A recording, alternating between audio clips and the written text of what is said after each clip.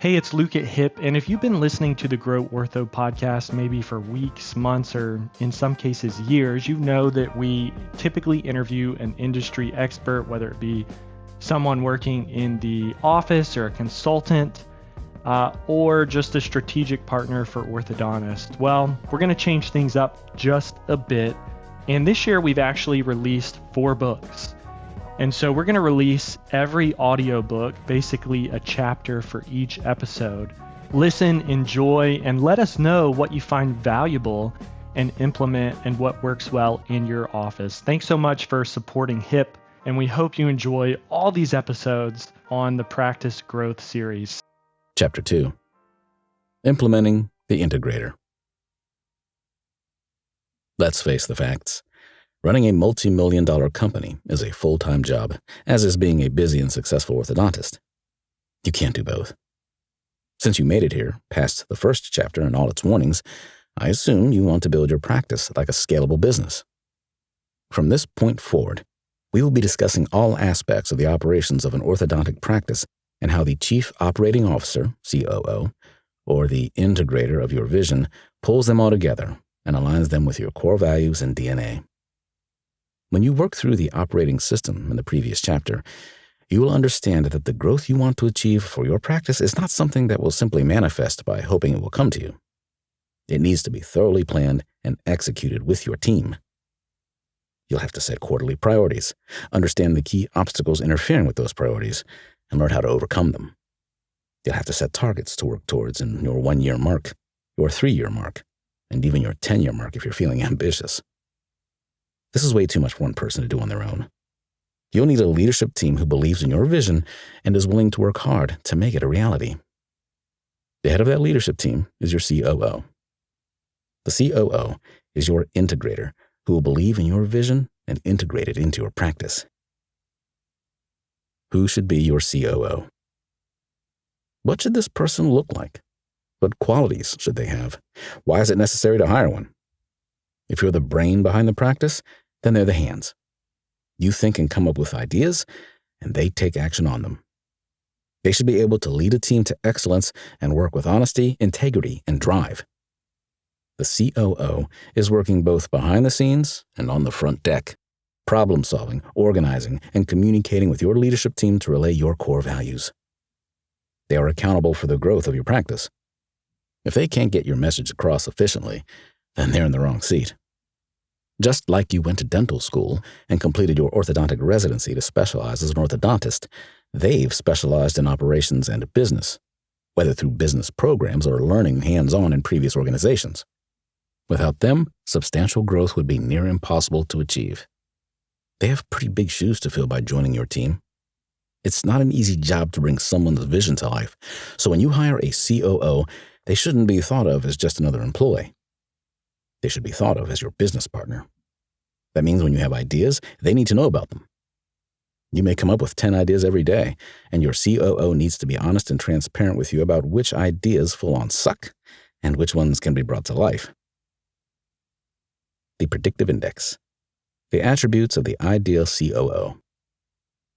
To give you an idea of the attributes you should be looking for in your ideal COO, I've included the Predictive Index, PI, report of my own COO, HIP's very own, Justin Hewell.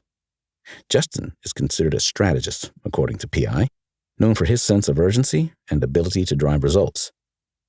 Visit hip.agency/the Scalable Practice to view his full report. Strongest behaviors. Justin will most strongly express the following behaviors: proactivity, assertiveness, and a sense of urgency in driving to reach personal goals. Openly challenges the world. Independent in putting forth their own ideas, which are often innovative and, if implemented, cause change. Resourcefully works through or around anything blocking completion of what they want to accomplish. Aggressive when challenged. Impatient for results, puts pressure on themselves and others for rapid implementation, and is far less productive when doing routine work. Task-focused, quickly notices and pushes to fix technical problems, assertively cutting through any personal and emotional issues. Has aptitude to spot trends in data or figure out how complex systems work. Independent, analytical, critical, A creative thinker and action-oriented. Little need for external validation before action. Private. Authoritative and direct. Driven to accomplish personal goals, push through roadblocks assertively. Communication is direct, to the point, and sometimes brusque. Careful with rules. Precise. By the book. Fast-paced and literal in interpreting rules, schedules, and results. Detail-oriented and thorough. Works to ensure things don't fall through the cracks and follow up to ensure they're done properly and on time. Driven to achieve operational efficiencies. Thinks about what needs to be done and how it can be done as fast as possible while maintaining a high-quality outcome. Impatient with routines. Summary. Justin is an intense, results-oriented self-starter whose drive and sense of urgency are tempered and disciplined by a concern for the accuracy and quality of the work. His approach to activities and responsibilities will be well thought out, based on thorough analysis and detailed knowledge of all pertinent facts. Strongly technically oriented, he has confidence in his own professional knowledge and ability to get things done quickly and correctly. With experience, he will develop a high level of expertise and be very aware of mistakes committed by himself or others. Justin takes work and responsibilities seriously and expects others to do the same. In social matters, he is reserved and private, with little interest in small talk. Interest and energy will be focused primarily on the work, and in general, he is more comfortable and open in the work environment than in purely social situations. In the work environment, they are factual, direct, and authoritative. Imaginative and venturesome. He is creative and capable of developing new ideas, systems, plans, or technology, or of analyzing and improving old ones. They rely primarily on their own knowledge and thinking, with little reference to others, to get things done. Justin sets a high, exacting personal standard and generally finds that others do not meet it. To earn trust, someone must consistently meet that standard and get results. If someone can do that, Justin will do what's needed to work with them whenever collaboration is needed. He may be perceived by others as aloof, but will earn respect for their knowledge, work, and the soundness of the decisions that they make. Management strategies. To maximize effectiveness, productivity, and job satisfaction, consider providing Justin with the following: opportunities to broaden technical knowledge and gain experience in increasingly responsible positions. As much autonomy as possible in setting priorities, expressing ideas, and putting them into action. Recognition for tangible results obtained, rather than for political or selling skills. Freedom from repetition. Technical challenges that require innovative solutions. HIP wouldn't be where it currently stands without his contribution. He continuously sees HIP's vision through and does whatever he can in his power to make our dreams a reality. If you want to learn more about the strategist personality type and dive deep into their profile, head over to hip.agency/the Scalable Practice. Promoting internally or hiring externally. Which path is right? Many businesses need help deciding whether to promote within their own organization or hire externally to fill roles. You want to ensure you're putting the right people in the right seats, but it's sometimes hard to fully gauge what the right decision is. Promoting internally. If you already have someone in your office that comes to mind when you think of your future COO, then that's great. It wouldn't make sense to grow your practice without giving them the chance to grow with you. If Jennifer from your sales team has the perfect mindset, abilities, and capacity to be your right-hand woman, give her that opportunity to show you that she's more than capable of getting the job done. However, I would advise that before you make this decision, you should ensure that the person you are promoting internally is as well versed and knowledgeable in all areas of your practice as possible. This means they should have experience in every department and understand the fundamental responsibilities of every role within those departments. Because if they can't understand it, then how will they be able to manage it? The COO is responsible for overseeing all of the day-to-day operations of your business.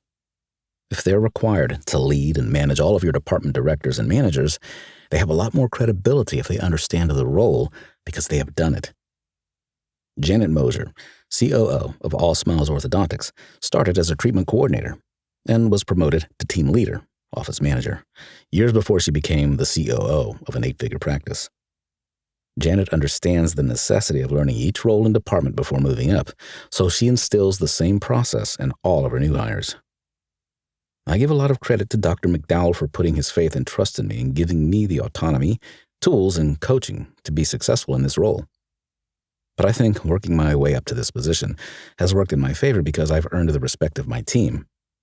They've seen me get my hands dirty over the years and put in the work. And when they need help, I'm more than willing to help them. If they don't see me being a team player, how can I expect them to be? My number one thing is to lead by example. That's why I honestly believe that when you first get hired here, you have to learn everything. You have to have a chance to be trained in all of the different roles, and then we find the best one that works for you and your skills. You'll do that role on the day-to-day, but if we're down a person or a department needs another set of hands, you'll easily jump right in. Specialized roles, but knowledgeable in everything. Hiring externally. If you don't have a rockstar treatment coordinator turned COO like Janet to promote within your practice currently, then that's also fine. There are multiple job boards you can use, and also agencies you can hire to help you with the recruitment process.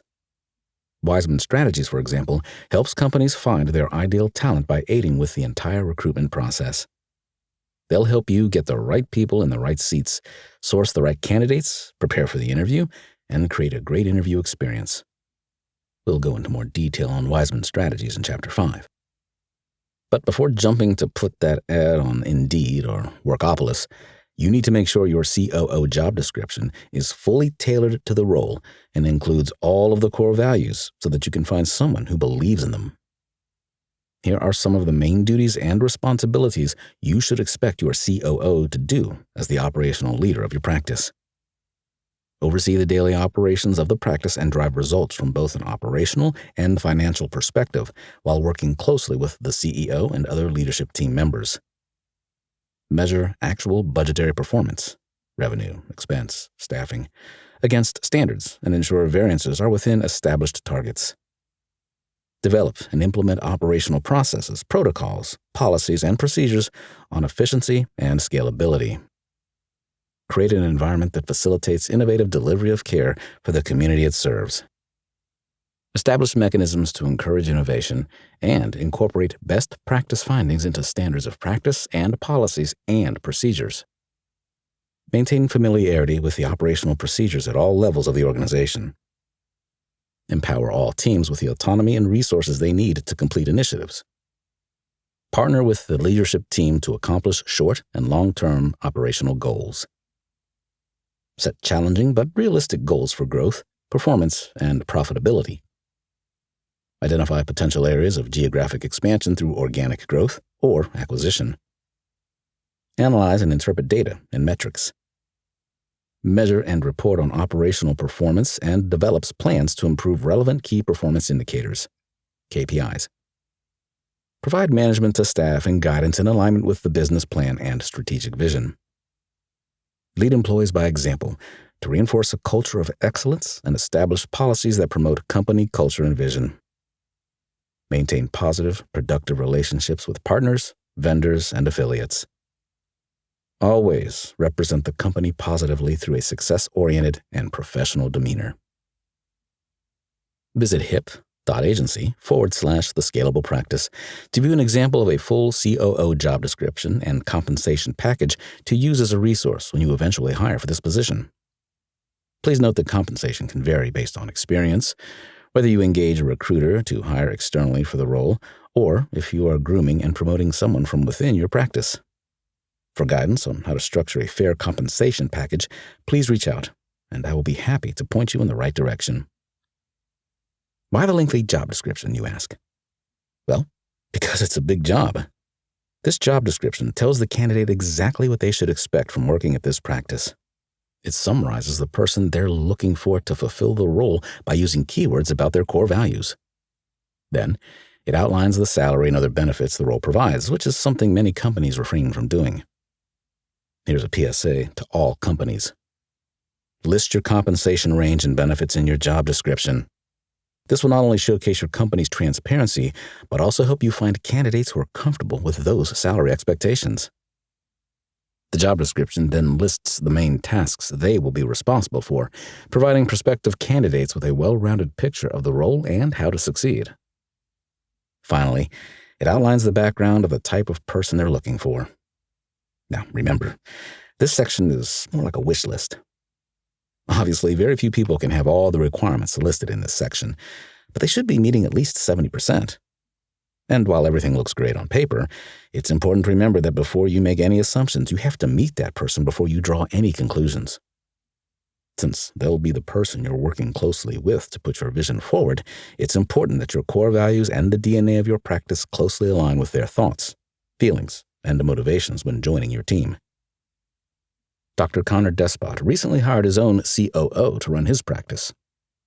He knew his main responsibility was patient care as an orthodontist, so by hiring a COO, he is now able to increase the number of patients he sees daily without getting burnt out by operational tasks. It's a huge investment to hire a COO. You take a big hit if you want to grow as a doctor because you have to pay them what they're worth, which comes right out of your pocket. But you hope that in a year or two down the road, that investment pays dividends. It's tough to do your job as an orthodontist while also managing all the ins and outs of everything. If you try to do it all, you run the risk of burning out, and then you're not going to reach your goals. So you have to be willing to make investments. I could physically see more than 100 patients daily, but now that I have a COO on board, it will allow me to see more if I need to. I asked Dr. Despot why he believed it was the right time for him to hire a COO. From his response, he knows that when CEOs have a vision they want to put forward, they just have to hire one. You have to take that risk and dive in, even if it comes out of your pocket initially. I just knew we couldn't get there alone. It's pretty easy to look at orthodontic offices around the country and look at the successful ones. You can see that they always have that one person that's not the doctor running the operations. That one person ensures that everything is moving along and that goals are being met. There's a pretty clear playbook on what to do. And part of it is bringing on an executive-type person, someone that's going to be at a different level than everybody else, someone that's going to help motivate and push everyone else to be successful, someone that helps drive culture, someone that's always positive and looks at things through a different lens than just running the day-to-day, but looks at the big picture, like yearly goals and strategy. A strategic partner is how I see it. It was the biggest investment I've made, but we're only a couple of weeks in here, and it already feels really good. It feels like we're moving in a positive direction. Now that you understand who your COO should be, why they're necessary for the growth of your practice, and what you can do to promote or hire one, let's now hear from a couple of COOs about the best practices they utilize to keep their office's wheels turning like a well-oiled machine. A day in the life of a COO. There are a lot of roles and responsibilities the COO must accomplish daily. As we know, they are the ones who are accountable for bringing your vision to life. And as we've established, it's more like a partnership than an employer-employee relationship. However, your COO is still responsible for reporting any issues, changes, and resolutions back to you. You still have to have your eyes on your company and periodically check in to make sure your vision is being executed properly. You have to put faith in your COO that they'll do a great job, but relinquishing all control is not in the cards. As the leader of the entire organization, you have to make sure your team is doing what they say they will be doing and hold them accountable for it. This doesn't mean you have to micromanage, but you should be running quarterly meetings with your COO and the leadership team to ensure they're doing everything you've laid out for them to full capacity. That is for your leadership team. Your COO is responsible for managing them. That is every director and manager you currently have running each department, like the director of sales, finance, marketing, patient care, operations, etc. It's like a domino effect. The way you inspire your COO is how they will inspire your leadership team. And the way your leadership team inspires your employees is how your employees will inspire patients. That's why clear messaging is so important. Because when the message isn't clear, your practice becomes a massive game of broken telephone, where every department relays a different message. Before you know it, your practice no longer has its core values intact. It may seem like a huge responsibility, because it is. You're not paying your COO 6 figures to sit around and look good. They have huge shoes to fill. So what exactly does their day-to-day look like then? How can you ensure that you're setting your COO up for success as the manager of your leadership team? I reached out to Amanda Floyd from Fishbein Orthodontics and Janet Moser from All Smiles Orthodontics to learn about their processes in managing multiple locations, departments, and teams as their practice's COO. Let's see what they had to say. Amanda, what does a typical day look like for you as COO of Fishbein? I live by my calendar, and it's different every day. From the beginning, I've focused on building and maintaining our offices. We do everything from start to finish, from the designing to furnishing to building the schedule, putting the team in place, and hiring the right people. I'm also sitting in on meetings and interviews, discussing how our organization is structured. I work with each of the managers and then go down from there. Since our practice is so big, I have a person who works directly with me as our director of operations, so the whole leadership team reports to her, allowing me to focus on other major things in the business. We have different types of managers for each team. They all know whom they report to and who reports to them. Janet, how do you manage accountability? I learned quickly that you can't just trust people to say they're doing what they should be doing. You have to create a system of checks and balances to learn what is required of them, set the expectations for the job, and create checklists for reporting. Every position has a checklist they're responsible for sending to their direct report. You have to follow up on it with them continuously. Just because you've trained and coached them doesn't mean they will do it consistently if you're not following up. People respect what you inspect. And even if they're doing it right, everyone needs a refresher once in a while because people can get stuck in their habits.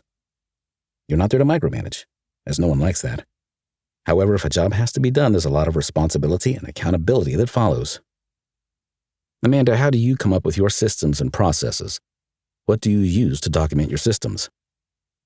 We have systems for everything. It looks straightforward now, but it didn't start that way. 2 years ago, we didn't have a system for anything. So, just little by little, as things have come up, you have to document what you're doing and what works for you, and then simplify it along the way. I constantly said it'd be easier if we had a checklist for this, so then we'd make one. We have a graphic designer that puts each checklist into a template so they all look the same. We must ensure every task is completed without needing to remember or recreate the wheel every time something happens. Janet, how did the multiple departments and teams evolve? When creating multiple teams, there has to be someone in charge. So the office manager is essentially the team leader. I train them, they train their team, and they report everything back to me. Since there are 6 locations that I'm responsible for, I have 2 teams in place that travel back and forth between locations. Each location is only open part-time, so it works, and everyone helps each other out. Soon, thankfully, we'll be adding a 3rd team and a 3rd doctor. Since I have to manage all these locations, I'm trying to gear the culture toward 3 different teams. It's challenging, but everyone works hard, so I'm sure it'll be great. Amanda, Fishbein has probably gone through some of the most difficult growing pains I've encountered. Can you share some of the worst moments and how you overcame them? Rapid growth is hard to manage, especially if you don't expect it to reach that level. Staffing is the biggest issue because you don't want to hire just anyone. We do interviews almost every day, but out of the 10 people we interview in a week, we'll just hire 1. We're looking for the right personality fit. Then there's finding another doctor. We've grown so rapidly, and finding a doctor is even harder than finding a new front desk person. Then you have to create more systems for all the growth you've had so you can maintain your culture. In the end, I think it's just finding the right mix of energy at each location and finding good team leaders to balance it out. Everyone has a role to play. Your COO will have a lot to manage daily, and every day will look different. Some days they might hire new staff and train, and other days they might deal with issues and put out fires. It's an ever-evolving job, and the person you put in this position needs to be aware of it and ready for the challenge. Luckily, Rome wasn't built in a day, and thousands of workers and leaders came together to create the Eternal City. Like your practice, your COO will have heaps of help from your leadership team. Now the question is, who's involved in this team? How big should this team be? How many departments do you need to have? To answer these questions, you'll need to consider the level of growth you wish to attain, because every level of growth looks different and involves various departments and teams to keep the business flowing smoothly and steadily. We'll thoroughly explain this in the next chapter, where I will discuss the small, medium, and large org charts your practice can use to plan your future team structure.